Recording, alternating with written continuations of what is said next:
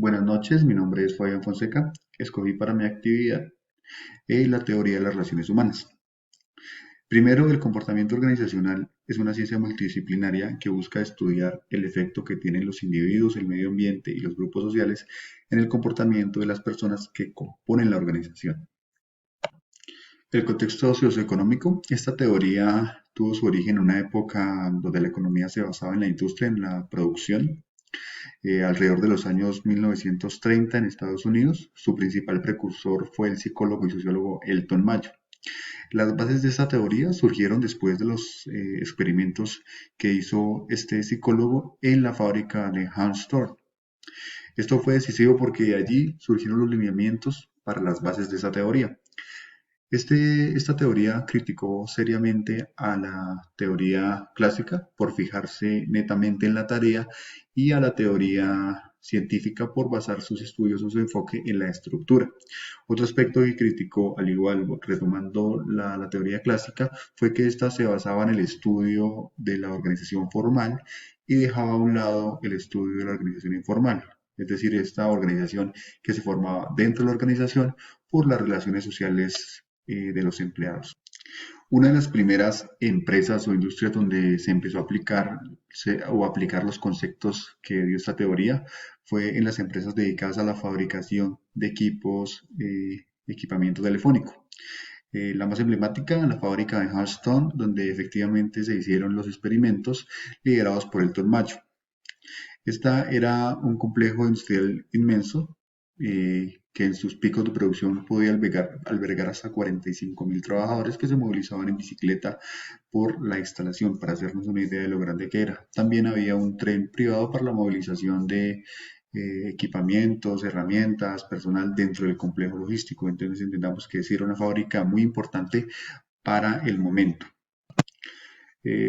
Sus precursores y su aporte, pues primeramente tenemos al Elton Mayo, efectivamente, quien fue quien lideró los experimentos en la fábrica.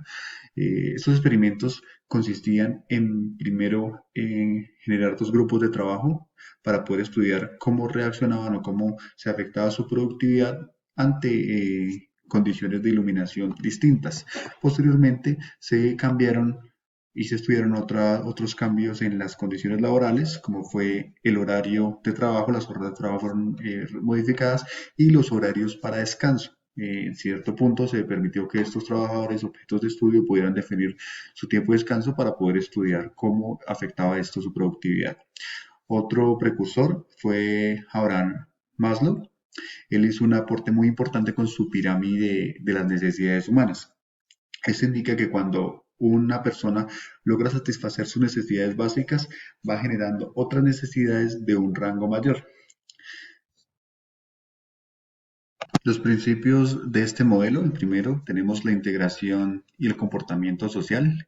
Esto hace referencia a que los niveles de producción están ligados a la integración social de los trabajadores, y es que el trabajador no actúa solo, no actúa como individuo, él hace parte del trabajo grupal. Esto quiere decir que la productividad está directamente relacionada con las relaciones sociales del individuo dentro de la organización. El segundo es las recompensas y las sanciones sociales. Al trabajar dentro de un grupo de trabajo, el hecho de que el empleado produjera más o produjera menos generaba algún tipo de sanción o una recompensa por su equipo de trabajo, y eso también generaba un impacto negativo o positivo en la productividad del trabajador. La organización informal. Esta hace referencia no a la organización que ya está estructurada, sino a la organización informal que nace por el trabajo en grupo de los trabajadores, es decir, al ser personas, a relacionarse, generaban una organización informal que de una u otra forma tendía a depender de la organización formal, debido a que por esto estas personas se reunían en sus puestos de trabajo y ahí hacían esos grupos o esa organización informal. Los aspectos emocionales. En este punto se tomaba en cuenta que el obrero era un ser humano y por tanto estaba influenciado por las emociones. Ahí ya se empezó a hablar de el trabajo o las dinámicas de grupo, la motivación, el liderazgo y la motivación.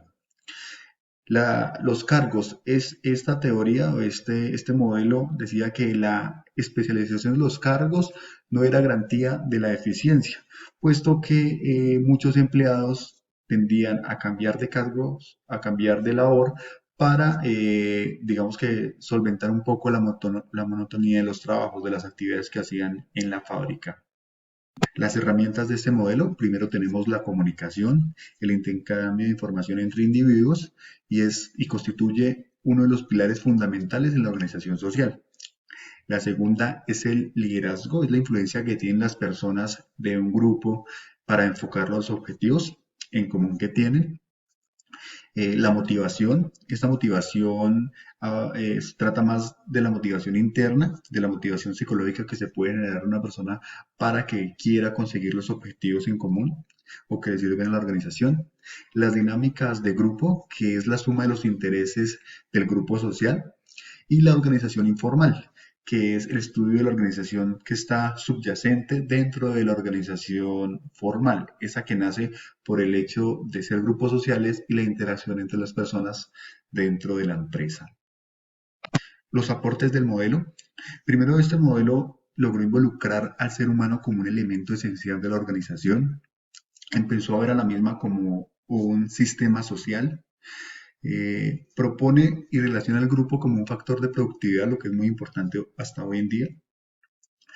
Eh, Estudió el liderazgo y la motivación, al igual que la comunicación, y incluyó el estudio de la organización informal, lo que también genera un aporte importante en la medida que hay que entender que esta organización formal es inherente y que existe dentro de la organización formal, y esto permite generar una administración más adecuada y más enfocada al recurso humano, en mi perspectiva.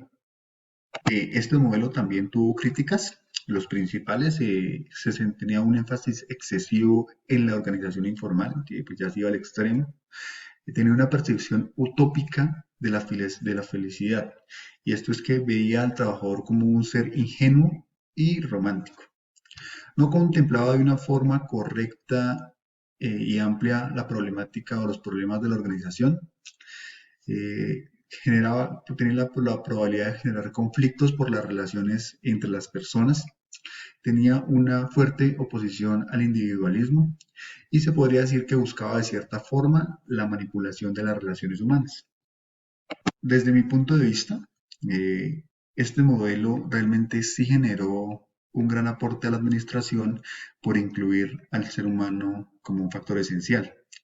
Es que reconocer el estudio de la organización informal, es decir, que incluyó ese factor humano como un sistema social. Esto permite la comprensión mucho más global de los recursos de la organización y por tanto permite direccionarlos a la consecución de los objetivos. Hoy en día más cuando consideramos que el recurso más importante que tienen las empresas son sus recursos humanos. Una desventaja es que al hacer un hincapié excesivo en las relaciones humanas impide que se puedan abordar otros factores que son igualmente importantes para la empresa. Respecto a los aportes del modelo, yo considero que hoy en día se siguen utilizando en muchísimas empresas. Muchas organizaciones invierten tiempo y recursos en capacitación a sus empleados en liderazgo, en motivación, en comunicación asertiva incluso invierten recursos en mantener un clima organizacional tranquilo y que sea agradable para los trabajadores, porque esto tiene un beneficio directo a la organización debido a que si el clima organizacional es bueno, se reduce la rotación de personal, la empresa ahorra recursos en capacitación, ahorra recursos en inducción, ahorra recursos en procesos de reclutamiento, en procesos de selección y aprovecha la experiencia que las personas toman en los cargos. Por ende, yo considero que esta teoría o algunos parámetros muy importantes de esta teoría se siguen usando hoy en día.